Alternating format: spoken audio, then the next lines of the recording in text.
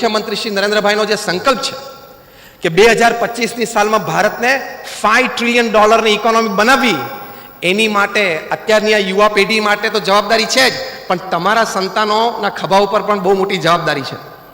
અને we have the capacity. આપણે capacity છે, પણ એ સંસ્કાર હશે તો. શિક્ષણથી એકલાથી નહીં ચાલે. પ્રમુખ સ્વામી મહારાજ એક વાત કરતા હતા કે લક્ષણ વાળું શિક્ષણ રક્ષણ કરે અને લક્ષણ વગરનું શિક્ષણ ભક્ષણ કરે. અને થાય જ છે. તમને આશ્ચર્ય થશે, 30,000થી વધારે વૈજ્ઞાનિકો અત્યારે પૃથ્વી ઉપર બોમ્બ બનાવે છે.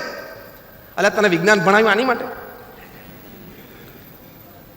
And some of them are graduates from some of the finest universities. તમે લોકો જે યુનિવર્સિટીઝમાંથી ભણ્યા છો ને એવી સારી યુનિવર્સિટીમાંથી આ બધા વૈજ્ઞાનિકો થયા છે.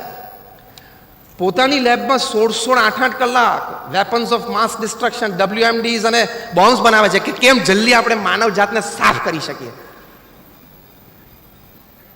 એટલે બોમ્બ્સ અને મિસાઇલ્સ બનાવે છે. અભણ પ્રજા નથી, હા, બહુ જ ભણેલા છે બધા, પણ એને સંસ્કાર નથી.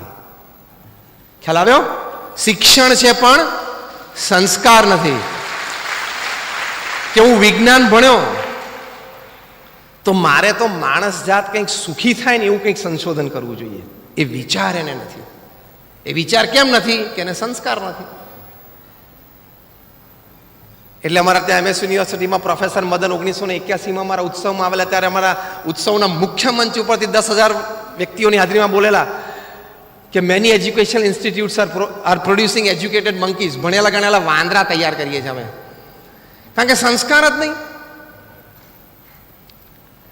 જો પરિવારમાં સંસ્કાર નહીં હોય ને તો સંપત્તિ અને સંતતિ બે ખોવાનો વારો આવશે. હા,